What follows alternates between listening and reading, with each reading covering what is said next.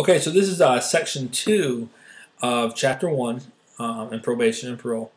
And so now let's talk about, we talked about how broad of shoulders that corrections had to have.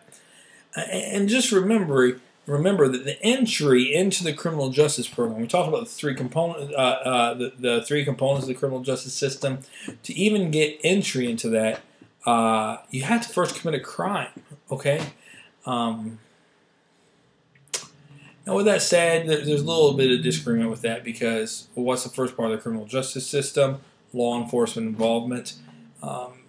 People do have law enforcement involvement and actually get put into the court systems who haven't committed a crime. But according to the book, entry into the criminal justice system begins with the commission of a crime.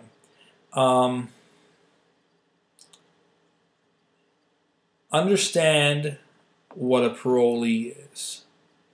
A parolee is basically a convicted offender who has served some jail time. So they've actually been in jail and they've been released. A probationer would be somebody who hasn't done prison time. They either entered into a plea bargain arrangement or they were recommended not to go to prison for whatever reason. And so they really didn't serve any jail time. So then your book shows the criminal justice tree. And man, I teach I've taught at many colleges, and many of the classrooms I go into have the criminal justice tree. And they all pretty much look the same.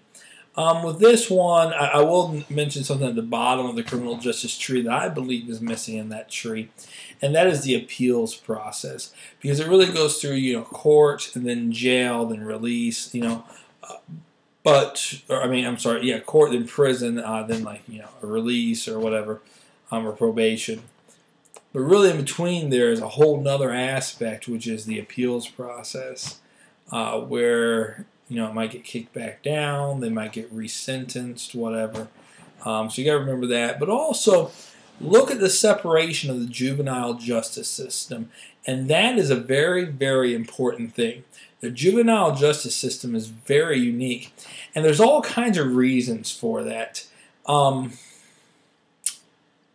Juveniles used to be treated like adults. And then all of a sudden we had this complete turn, and this judge became a juvenile judge, and he basically said that he became he wanted to be like a mentor to these boys, and he said that he found the most honest boys were boys that he would look in the eye and say, "Did you do this crime?"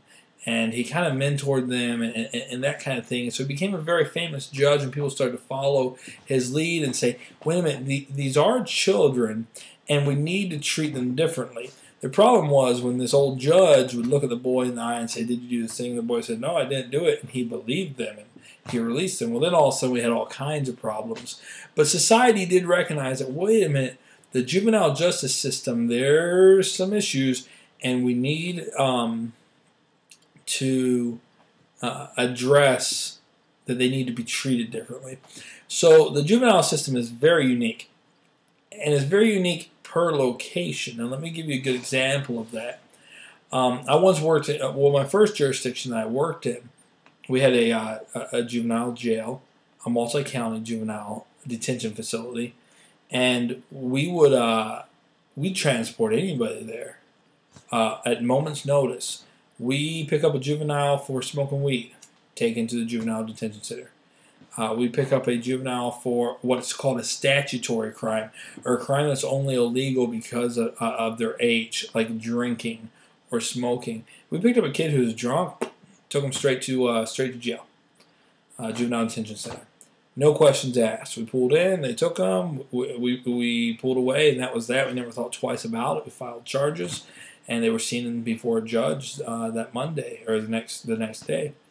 So where we get into problems is then I went to another jurisdiction, and it was complete opposite. You could not take a juvenile to jail on a statutory crime. Absolutely not. You cannot incarcerate on a statutory crime. Additionally, you couldn't take a juvenile to jail unless the probation officer, the juvenile probation officer, approved the incarceration of that juvenile. And that got real shady because they didn't want to. Because it was a multi-county juvenile detention center, they got charged for incarcerating juveniles. They had a limited budget, so they wouldn't let you incarcerate. And you'd sit there on the side of the road and just have arguments with a probation officer over the telephone, and you're trying to explain to this probation officer why you need to take this juvenile to jail. In fact, there were times where we're like, listen, sir or ma'am, we have to incarcerate this juvenile because they beat up their mom, and that's domestic violence. According to Ohio law, we have to incarcerate based on domestic violence. And they go, nope, we're not going to incarcerate. Find a family member to release the juvenile to. And we're sitting there saying, they just beat up their family member. That's the only family member they have. Nope, you need to find somebody to place him with. We would have these intoxicated, out of control juveniles. And the probation officer would just keep saying, you got to find a way to calm them down and get them to another family member. And so finally I got to the point where I would just say, you know what? You calm them down. I would hand the juvenile the phone and they'd just scream and yell in that drunken rage. And usually that would cause the probation officer to allow us to incarcerate them, but until they sobered up. But the juvenile justice system is very unique. Another good example of that is incarceration in a state facility. And I can't speak for every state, but I can speak for the state of Ohio, having worked for the Department of Youth Services. It was very interesting because when a juvenile was sentenced, let's say the judge sentenced the juvenile to 5 years. Let's say this was a major case. They were 15. In the state of Ohio, we can incarcerate a juvenile, well, at the time, up until they were 21. Now it's 25. We can keep them in a juvenile detention facility. So they get incarcerated for 5 years. The county pays that bill. For every juvenile they incarcerate, the state charges the county. So they the problem comes into play here. At 2.5 years of that 5-year term, if they've not been released, then the state gets to take over, and the state then determines when to release that juvenile. So the state, if they want to make money, not that they would ever do this, but the state could keep that juvenile in there for their 5 full-year term, because after half their sentence, the state takes over. So the juvenile is sentenced for 6 months. 3 months into it, if the county has not released the juvenile, then the state will take over, and they can determine that juvenile has to stay there for their full 6 months. So what you would see is midway, just about a couple weeks before the midway sentencing point, the juvenile would be called back into the court system by the juvenile court judge to reevaluate how they're doing in the system, and more likely than not, they're going to be released because the judge doesn't want to give the Department of Youth Services the ability to keep that juvenile for the entire stay and continue to charge the county. So juvenile court, very unique, very unique. Everything's sealed, very informal. Usually, it's just an open forum where the judge will communicate with the parents or the youth. No jury trials, really, for the most part. Very informal setting. Judges have a wide range of authority in what they do. So I just wanted to kind of take a little. In the criminal justice system, as you're looking at that tree, you see at the very beginning the juvenile system kind of branches off. I kind of wanted to identify that.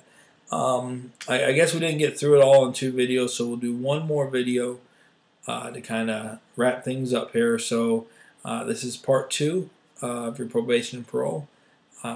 Make sure you log back in for part 3, which will conclude this week's videos.